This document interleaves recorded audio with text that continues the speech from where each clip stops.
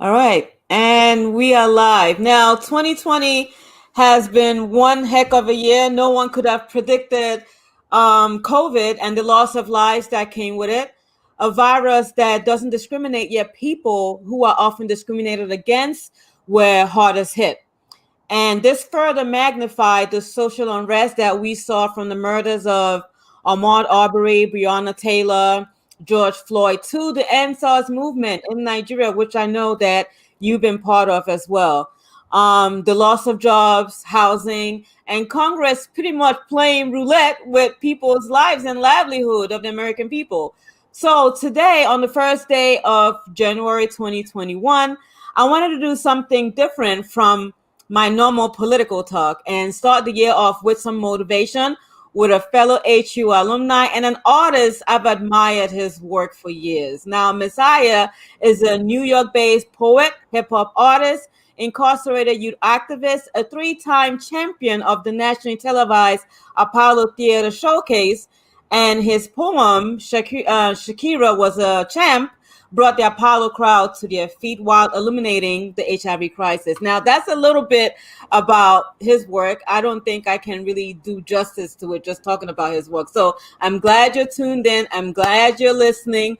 And so you can get to see how prolific and a lyrical genius this man really is, which is why today's show is titled Words Possess Power. Welcome to the show, Messiah. Wow. Thank you for the beautiful introduction. Thank you for having me. I really respect what you do as a journalist and just an esteemed professional in your path. So I'm thankful just to be here. I've been following your show and just, you've definitely been a voice to us, in these times. And I'm just happy to be here. So thank you for having me. Thank you. Thank you so much for being here. And welcome, everybody. My name is Obi, and this is the News with Obi, where we talk about all things politics, current affairs happening in our local community and around the world.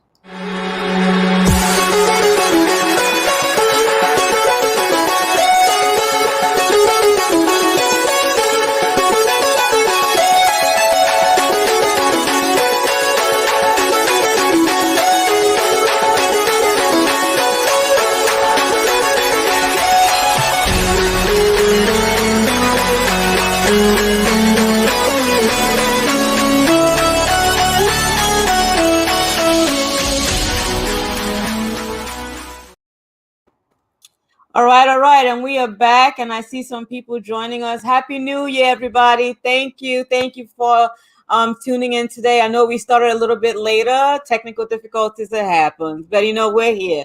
So thank you so much, Messiah, for taking the time out. I want to dive right into, because we have a lot we want to talk about today. So I want to dive right into, when I first reached out to you to be on the show, you said your music and poetry ties more into humanity than it does into politics. Personally, I say both go hand in hand. So how are you able to separate the two? No disrespect to anyone who's a politician or politically affiliated in that work, because I think it's extremely purposeful, but I also think it comes with compromise sometimes, because you can't please everyone, and you have to come to the table and make decisions where sometimes it's the lesser of two evils. And when it comes to humanity, we don't want the lesser of two evils. We want what we deserve, which is the best. We are all put on this earth to breathe the best air, to drink the best water, to eat the best food, to live the best lives. No one should be more privy than another to that experience. So unfortunately, with politics, sometimes you have to decide, there's Section 8 housing, and there's rural housing, there's NYCHA, and there's the suburbs, you know what I'm saying? And, different communities, when it snows outside, they don't come and clean the ice on the streets in the communities, in the Section 8 communities, but in the rural communities, they make sure they get there first. Everything is good, Right. So I'm just giving examples of just on a creative level, how my mission is different in terms of, I'm not a politician.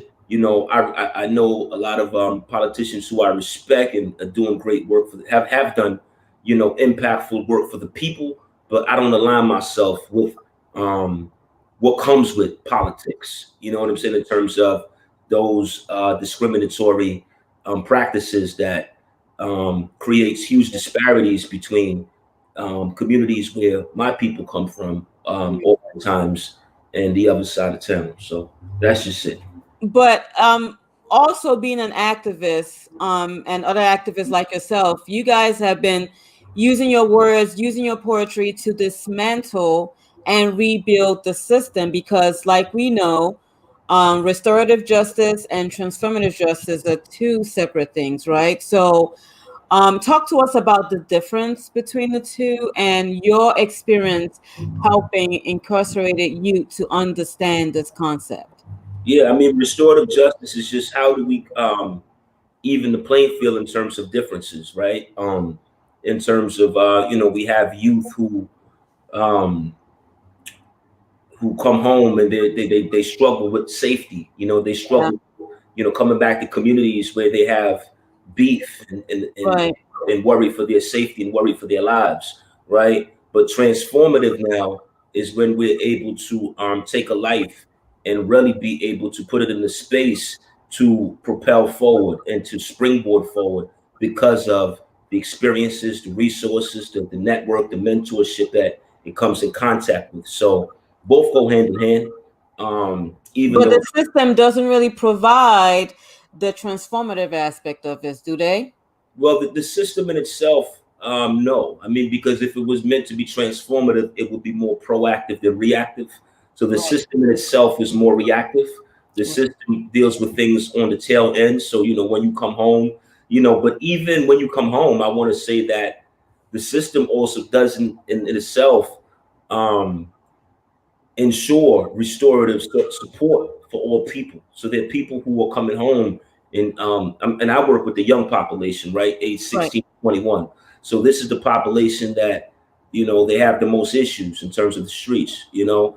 I'm worried for their safety when they come home. So there's nothing in place for them. So they come home and people say go to school, get a job, but you have to worry about not getting shot at on your way to the job or on your way to um, a place of education that you're supposed to be focused on learning, but instead you thinking about your safety.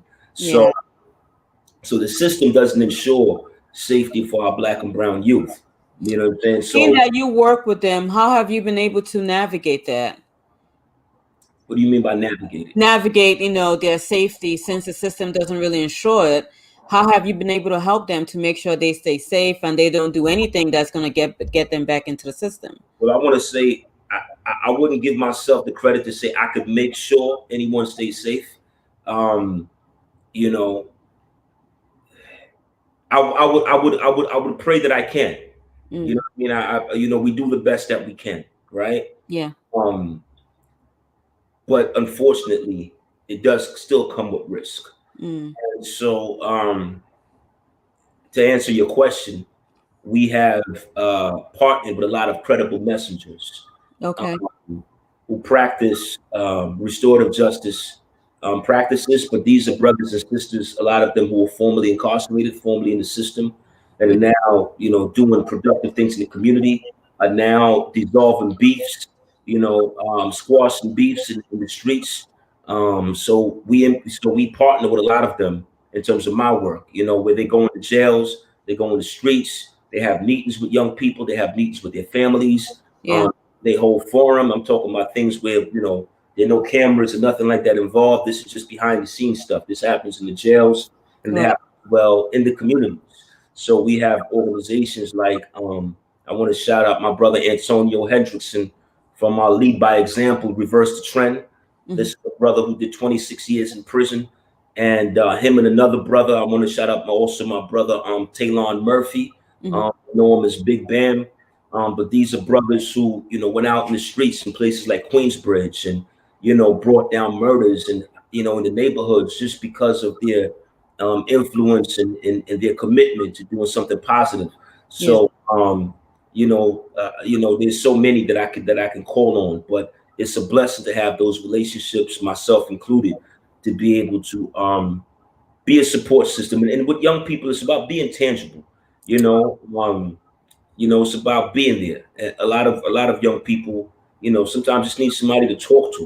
Yeah, you know, it's you know, when you hit that moment of uncertainty or that moment of anger where you want to go do something crazy, and you know you got the big brother Messiah you can check in with, or Right. about it. Like, listen, I'm over here doing this with Messiah. You know what I'm saying? We moving in this direction. So I can't even afford to get thrown off by that right now. And these Right. are conversations that we have, you know. It's about being honest with them. You know, you got to have real conversations with them. You know, you can't always talk the talk that tickles the ear.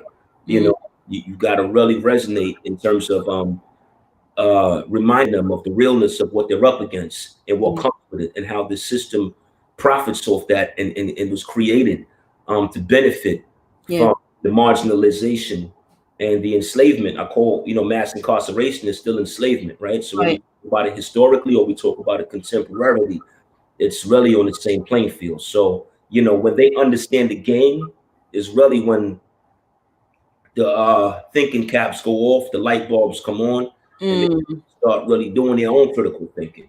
So mm, that's why I say I can't really save anyone, you know, but I right. can lead you to the light. And once you come to the light, you save yourself, you know. Yeah.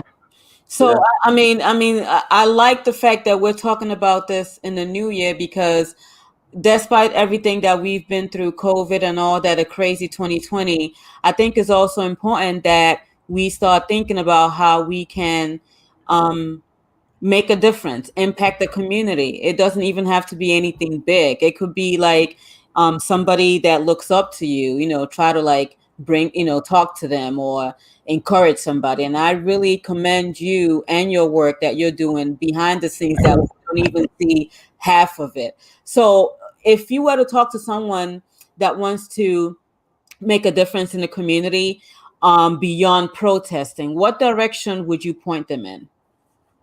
beyond protesting. I would say just find out what you're good at. You know, whatever it is that you feel like you contribute. Like, there are people who do accounting, you know. You can teach young people financial literacy. There are people who do tech.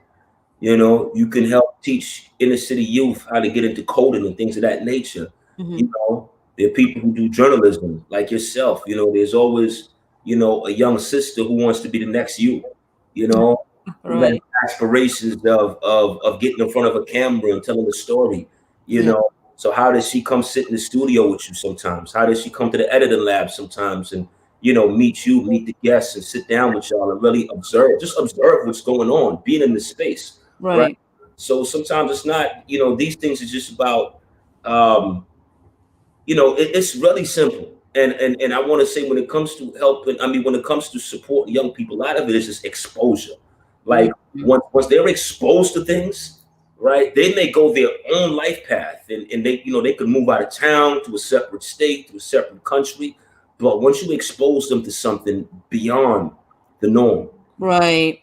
of their day-to-day scope, you Yeah. know, that in itself is a catalyst for so much more in terms of motivation for them, in Most terms of definitely. Most inspiration for them. definitely. So, you know, sometimes it's about exposing them to things and bring them in spaces where they can be inspired, where they can see something outside of, like I said, the mundane stuff that, you know, sometimes can be rather destructive.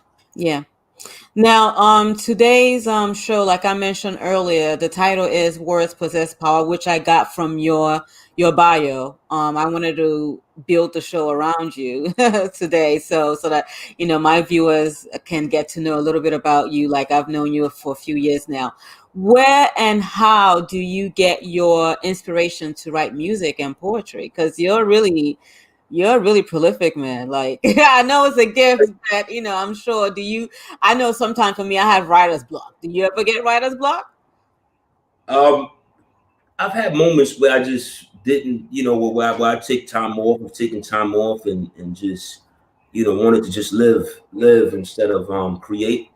Um, you know, I'm in a place in life where everything is create, because it's also just a part of my own therapy. Mm, Um, you know, it's one of the things that has always kept me happy. But, you know, I would say my process is really just being a sponge.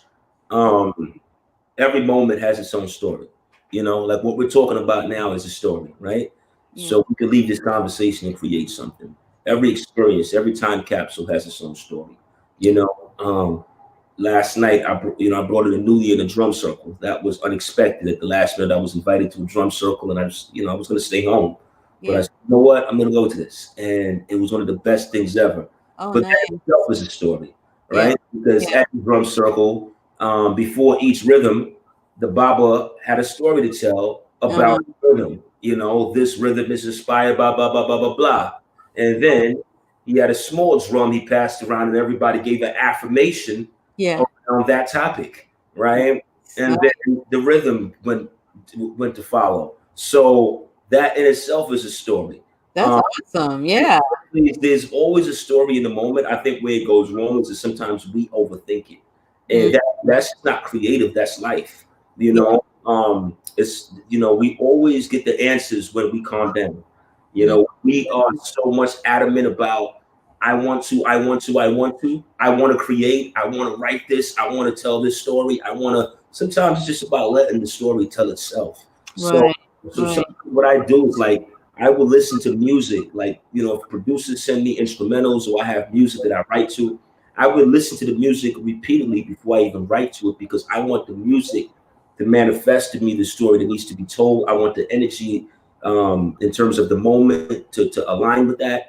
And something can come in terms of, production, but it's about, I think, just really letting the moment tell the story. So pretty much you get inspiration from your environment, things around you, stuff like that. The environment, things around me, but also my critical thinking about the environment. Right. So, Right. the environment, yes, but what about the environment? What could be different about the environment? What's missing in this environment Yeah. that needs to be in this environment? What's great about this environment in terms of things that we may be overlooking? What are some of the beauties of this environment? Right. Um, so my process is really a melting pot, and it's Mm-hmm. oftentimes unpredictable. So I really align a lot of it with just being in tune with my spiritual self, because a lot of it is listening. Yeah. And when we talk about spirituality, one of the things I was building about, I don't know if it was an interview, I was speaking to someone, and we were talking about prayer. And a lot of times with prayer, it's all about what we want to say to God, Mm, and what we thank God for, what we ask from God. But how often are we taking time to listen to God, and right. how selfish is it of us to always like do all the talking and never listen? I never listen. Right. What does the creator want to say back to us in the moment? What does the universe want to say back to us in the moment? Yeah. Um, are we present? To really be able to even engage that, to be able to absorb that and make manifest from it once we do. Yeah. So with the creative process, I would say a lot of it is inspired by that. Yeah. So now with COVID and everything being shut down, Oh boy. that has affected a lot of performing artists. It's affected everything. Life as we know it just up and change. How have you been able to maintain a presence and your message on and offline? Oh man, with COVID, um, I've just been very consistent through this whole season. You've been working. I see. I've been seeing your work. Thank you. Yeah, I mean, it's just about working, COVID or no COVID, Yeah. um, and we get better with time. We find out our rhythm better. Our rhythm finds us one way or the other, but we meet each other at midpoint. However, with this whole thing, I think that part of my job as a creative is to feed the people, because a lot of my people who follow me from different parts of the world, they're also affected by this, just like I am. You Yeah. know, I've lost people that I know. I've lost neighbors. I've lost, someone who's a friend to me during this time. So because of this whole COVID, chapter that we're in, and a lot of people are going through depression. A lot of people are going through different emotions. Yeah. And those of us who are creatives, it's our job to inspire.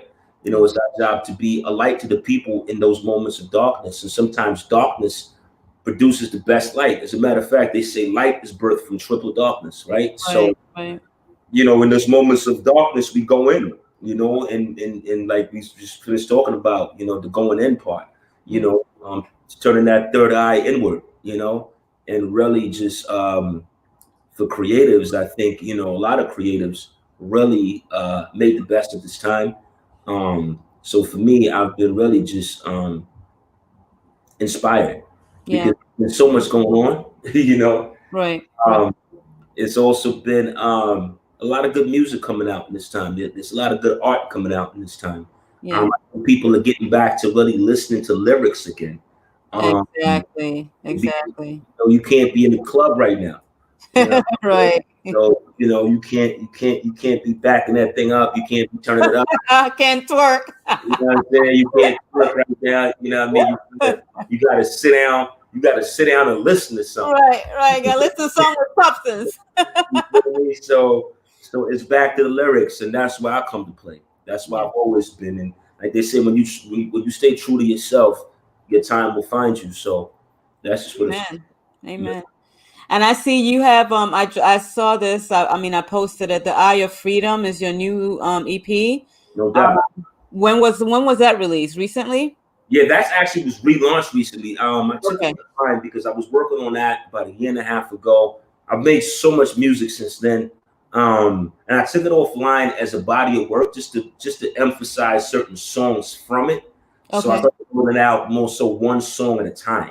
It's a 7-song EP. So I took it offline and I started rolling out one song at a time because each song was so distinct in nature. So the first song that we went with was Black Fathers. Okay. Black fathers are necessary. So that in itself is a message. It's something that I felt like needed to be highlighted. Then I believe we went with Live On. And Live On is one of those records that's telling people like through this time, whether you fighting cancer, whether your back is against the wall, it's all mental. Don't give up. Yeah. Then we went with Rotten Cotton, which is That's one of my favorites, actually. Thank you. It's more of a revolt piece. It's saying, we ain't picking your cotton no more. We're leaving it to rotten. It's us stepping into our own, claiming our independence, claiming our brilliance, claiming our wealth, claiming our value, claiming our godliness as people in terms of who we are and what we bring to the table, and realizing our greatness, not needing anybody else to validate that. So Rotten Cotton, is another record. Then we did Love Me, and Love Me is just an expression of just saying, forget all the superficial stuff. Humanity over capitalism. I like that one. So I believe you had during the NSARS movement, 2 guys in Nigeria, when they had gotten their card, that was what they were playing, right? Yeah. And that was so real when he sent that to me because brother was saying that he hadn't been able to drive his car because the cops were pulling so many people, the SARS officers out there, they were pulling so many people over and realizing them, especially the men that even using public transportation. So he said that, he just felt good to drive his car again. And that was the soundtrack that his ride was Love Me all the way out there in Nigeria. You know what I mean? Which was inspirational for me. Yeah. So that's what it's about. It's like we could have gave people the whole project at once as I intended to initially, but then once we sat down, my manager and I, we talked about it and we looked at it and said, you know what, let's roll this thing out a little differently.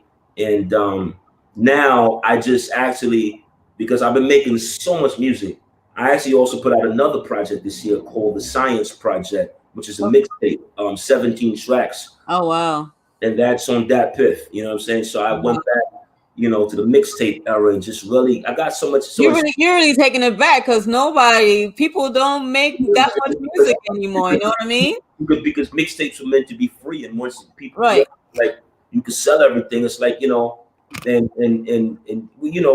even at times like when mixtapes were for sale, we didn't own the music. So at the end of the day, technically, you can't. It's not lucrative. You weren't making money from it. It's really for the culture. Right. The culture when you tell the fans, hey, I'm giving this to you. Right. Just because I realized that we got to stay inspired. You know what I'm saying? So, and I love what I do. So that's just what that was. We did that this year. Then with the Eye of Freedom, the EP that we're talking about, that came out on December 25th. That's when I relaunched that. And got a lot of things on the way right now. I have another single that's coming soon. I'll be announcing in a couple Okay. of days.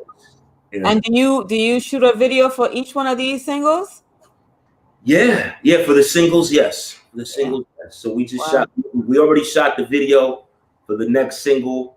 You know, it's looking serious. Nice. I love It's a lot of work. I know what goes behind the scenes. I know it's a lot of work. It's exciting. It is work. It is work. But when you love what you do, it's exciting. You Exactly. know, it's Exactly. exciting. It keeps you on the edge of your seat Yeah. and Yeah.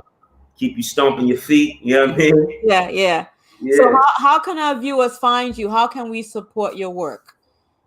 You can check out my work, my website, Messiah Ramkissoon. My social media at Messiah Ramkissoon. My website is messiahramkissoon.com. Okay. And my music, same thing on Spotify, Messiah Ramkissoon on Tidal, on Apple Music, on iTunes, so I'm on all the various streaming sites. You can check me out there. And your YouTube page is also Messiah Ramkissoon. okay. All right. So Yeah, please, Messiah please, you Ramkissoon. guys, go check him out. Also check out my Vivo channel, which is Okay. Messiah R. Okay. Messiah R. Okay. Sounds good. So please, you guys, let's support. He is doing great work in the community. Again, he's mad talented. You know, I can't wait for you, Messiah, to go perform in Nigeria once all of this is done. I hope that's something on your bucket list. I'm It's sure. definitely on my bucket list. I'm loving Africa. You know, I've been talking to so many brothers from South Africa, from Nigeria, from Ghana, from different parts of the continent. So Yeah. it's long overdue. Yeah. And I gotta go home. I definitely gotta go home and see my brothers and sisters out there. That's what's up. Have you done a DNA, one of them DNA tests, or no? You don't want to? Nah. I kind of figured you weren't gonna do that. I keep my thoughts to myself, but no, I haven't done it. You don't need it. You trust me. As long as you go home, they're gonna accept you. It's not even a question. You know what I mean? So it's not even up for debate.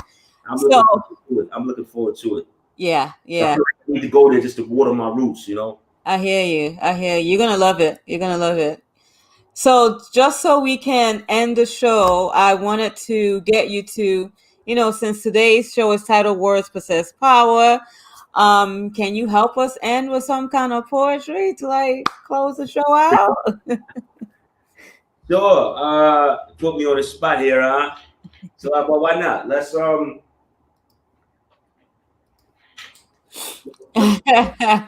never on the spot, trust me. Let's go to the first verse of the last single, Love Me.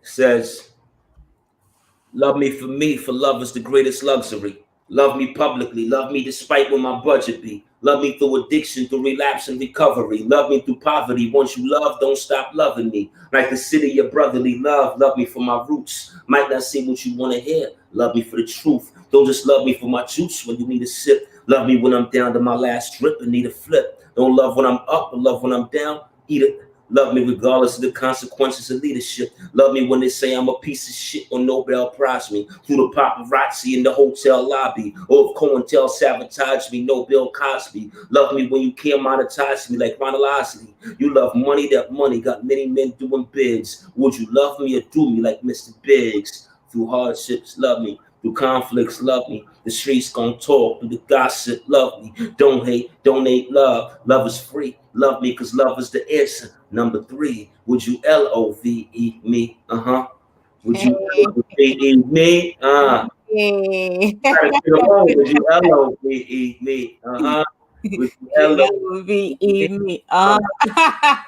Love me from your heart to your bone to your fossils. Fiend for it, not a fiend who need coke for their nostrils. Don't love vices, love righteous like the holy apostle. In a world full of hate, I need a love that's colossal. Don't love me Pentecostal, Muslim, or Jew, Christian, Buddhist, or what have you, just to name a few. Love me just the same as you. Gotta love yourself first. Only then can you value somebody else's worth. Message from the elders who love me from a newborn. Few gone, who kept my pampers on and food warm. We hate the struggles, yet we show the success. Show me the engagement photos that didn't say yes. Love me despite of the weather, with a heart light as a feather. In the face of a giant, if a charge, we gon' fight it together. Fight like Mayweather, fight like McGregor. Even better, fight like Ali, fight like Mandela. Through hardships, love me. Through conflicts, love me. The streets gon' talk. Through the gossip, love me. Don't hate, donate, love. Love is free. Love me, cause love is the answer. Number 3, L-O-V-E, me. Would you L-O-V-E me? Hey. Would you L-O-V-E me?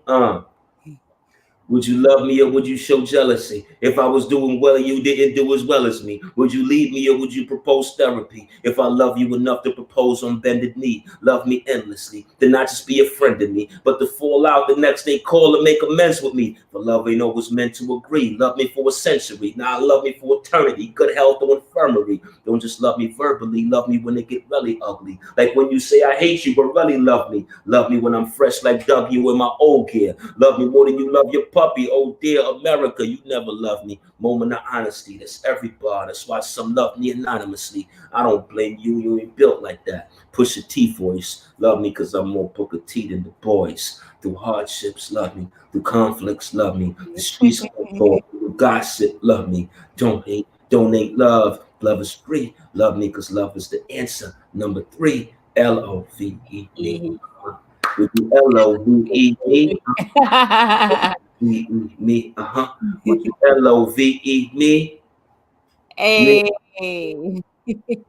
Thank you. That was awesome. Thank you. I know I wasn't going to put you on the spot. I knew you could actually flow without even any preparation. I mean, it's Messiah. Come on now. Thank you. That was awesome. That's a love me song that my folks in Nigeria were playing, right? Yeah, that's it. Yeah. That's what's up. Thank you so much for taking the time out on New Year's Day when people are, chilling out, reflecting on the year ahead. Thank you for taking the time out to be on the show today. Thank you for having me. Blessings in the new year. Blessings in the new year. And to everybody watching, listening, thank you so much for tuning in. And join us next Friday. I just want to say real quick, definitely go check out that single, Love Me. Yes. Messiah Ramkissoon, Love Me. On YouTube, on Vivo, Spotify, Apple Music, Tidal. Stay connected. Yeah, stay connected, please. This is social media on the screen. Please make sure you go follow, support, and join us next Friday when we're back. We took a little break. We took about a month break, but we're back to having the show regularly every Friday, where we talk about all things happening in the community and around the world. Thank you so much for tuning in. Please stay safe. COVID is still out here. Wear your mask, wash your hands, social distance as much as possible. And take some black seed oil. Take some elderberry. Yes. Take some sea moss. Take some natural immune. So elderberry, black seed oil, mullein. Those are things that are really good for your body during this time. So apple cider vinegar, I do that. I mean, black seed oil, a teaspoon of black seed oil every morning, every night. Definitely is really good for you. I do elderberry too. I do that too. Yeah. Stay away from a lot of the dairies, a lot of the things that the foods that are bad for your immune system too. Yeah. And exercise. And exercise. That's a must. All right. Thank you, everybody. Have a good night. Love.